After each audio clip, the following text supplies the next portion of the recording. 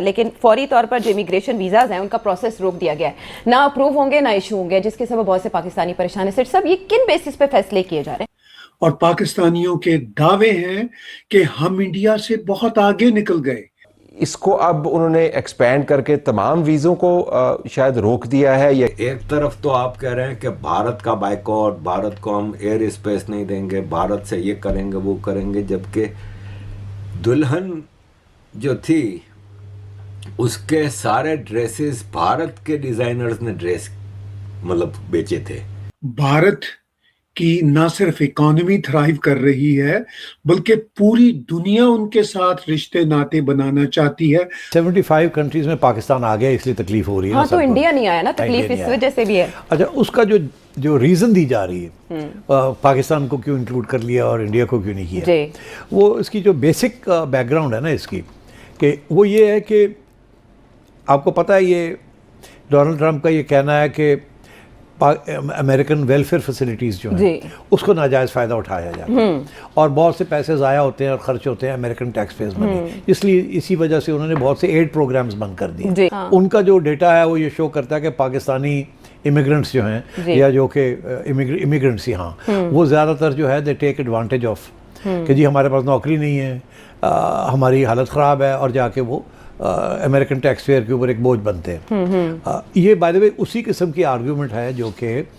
Right wing ने UK के अंदर दी थी ब्रेक्सिट में निकलने के लिए। वो कहते थे कि ये यूरोपियंस, ईस्ट यूरोपियंस और बाकी यूरोपियंस जो है वो सारे यूके आ रहे हैं और यहाँ आके वो हमारी जो नेशनल हेल्थ सर्विस है उसके ऊपर बहुत बड़ा बोझ बन जाते हैं। फ्री मेडिकल बिकॉज अपने मुल्कों में नहीं है और हमारे यहाँ फ्री है, तो ये बहुत बड़ा बोझ बन जाता है। तो उसने कहा कि ये इस किस्म की इमिग्रेशन भी जो है जो कि under the rules of the EU allowed है, उन्होंने कहा इसको भी बंद करें। इसमें इंडिया नहीं आया।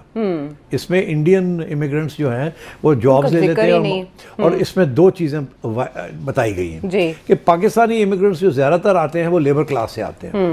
इंडियन इमिग्रेंट्स जो ज़्यादा आते हैं वो स्किल बेस्ड मिडिल क्लास से आते हैं।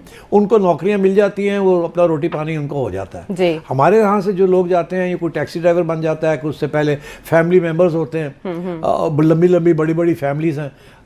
पाकिस्तानियों की तो 8-8, 9-9 की फैमिलीज होती हैं। इंडियंस जो हैं वो 3-3, 2-2, 3-3 से काम चल रहा है। तो पाकिस्तानी इमिग्रेंट्स जो हैं वो बिफोर दे अनलेस या फुली एम्प्लॉयड उनको काफ़ी बोझ बन जाता है। तो this is one of the reason. Already अभी आपने देखा है कि इंडियन ब्रिटिश को प्राइम मिनिस्टर भी बना दिया है यूके के अंदर, ऋषि सुनक। हाँ, ऋषि को। तो अब मैं कह रहा हूँ इस किस्म के वहाँ राइट विंग जो है एक्सप्लॉइट कर रही है, और यही अमेरिका में एक किस्म की इस्लामोफोबिया के बाद, और ये रेसिज्म भी है इसमें। और लेकिन पाकिस्तान के तो अमेरिका के साथ मिसाली ताल्लुकात हैं जितने इससे पहले कभी नहीं देखे गए, और दफ्तर खारिजा ने भी कहा कि हम क्लोजली इस मामले को देख रहे हैं और हम राब्ते में हैं उनके साथ। दूसरी तरफ हम ये देख रहे हैं कि मोहसिन नकवी साहब ने आज एक अमेरिकी वफ्द से भी मुलाकात की है, तो जाहिर है इस बाबत भी बात हुई होगी।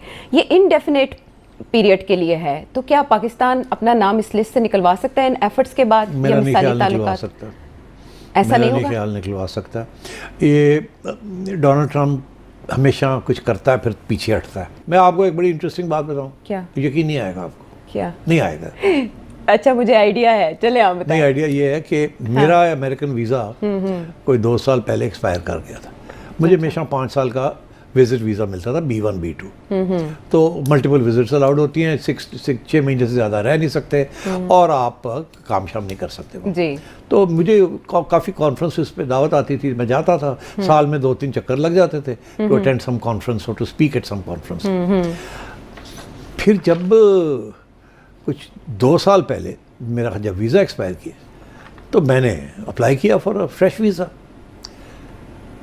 आपको बताऊं कि उससे जो उन्होंने डिटेल्ड हिस्ट्री मेरे से मांगी, अच्छा, कि पिछले 10 साल में आप किस मुल्क गए हैं, कितने दिन रहे हैं, कौन सी डेट्स पे, कैसे, अमेरिका कितनी दफ़ा आए हैं, कितनी दफ़ा गए हैं, कितने ईमेल एड्रेसेस हैं आपके,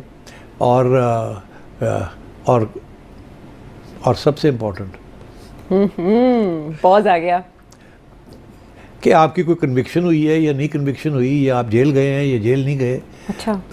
और इस किस्म की चीज़ें सवाल पूछना शुरू कर दी। अच्छा, उनका तो अपना इंटरनल सिस्टम है जो सारी आपकी इन्फॉर्मेशन कलेक्ट करता है, इसके बावजूद ये सवाल हुए? नहीं, उससे पहले ये सवाल हुए। और मुझे ये कहा कि आपका वीज़ा, मुझे बुलाया और मुझे कहा कि आपका वीज़ा अभी रिजेक्ट हो गया है। ये मेरे साथ ही हुआ है।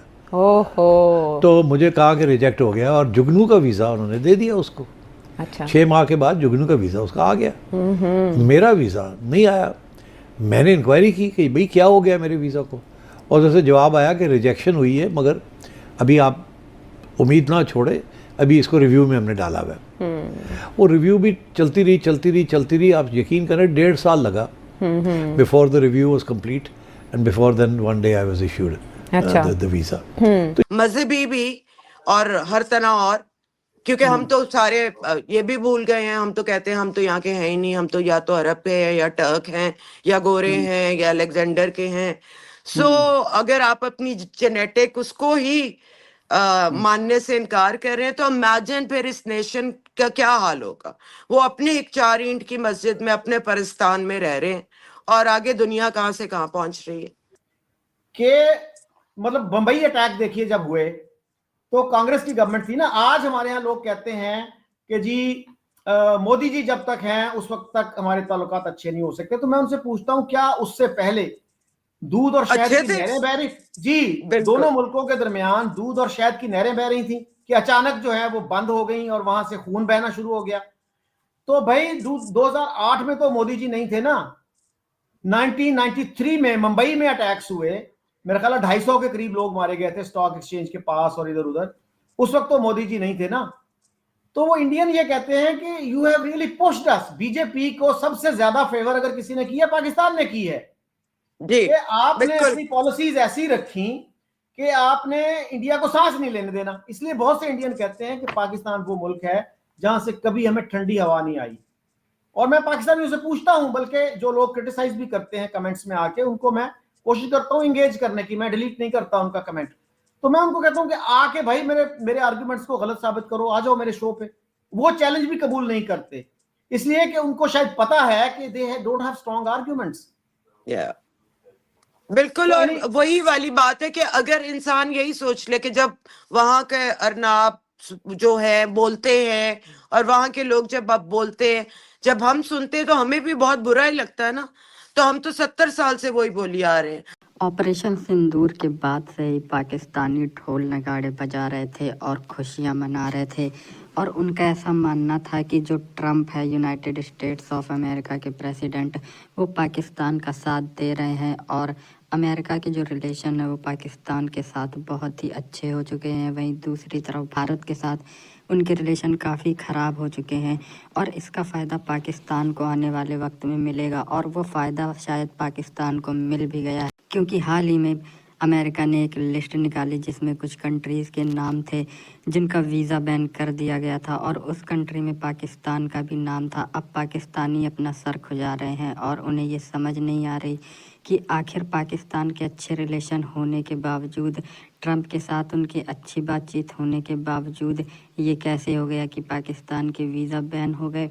लेकिन जो जियो पॉलिटिक्स और हिस्ट्री को समझते हैं उन्हें पता है कि पाकिस्तान हमेशा से ही अमेरिका के लिए यूज़ एंड थ्रो कमोडिटी की तरह रहा है, और इस वक्त भी अमेरिका वही कर रहा है। लेकिन पाकिस्तानी लॉन्ग टर्म नहीं सोच पाते, और जैसे ही उन्हें दिखा कि भारत के साथ ट्रम्प के रिलेशन कुछ अच्छे नहीं है, वो खुशियां मनाने लगे। और जो जियो पॉलिटिक्स के जानकार थे उनका स्टार्टिंग से ही कहना था कि एक ना एक दिन पाकिस्तान को ये महंगा पड़ेगा, और उसकी शुरुआत हो भी चुकी है। आने वाले वक्त में ऐसे बहुत सारे रीज़न होंगे जिससे पाकिस्तान को ये समझ में आएगा कि उनकी जो सोच थी कि भारत के साथ अमेरिका के रिलेशन ख़राब हो चुके हैं और पाकिस्तान के साथ बहुत ही अच्छे, वो पूरी तरह से गलत साबित होगी। क्योंकि भारत एक उभरता हुआ ग्लोबल पावर है, जबकि Pakistan religious radical field society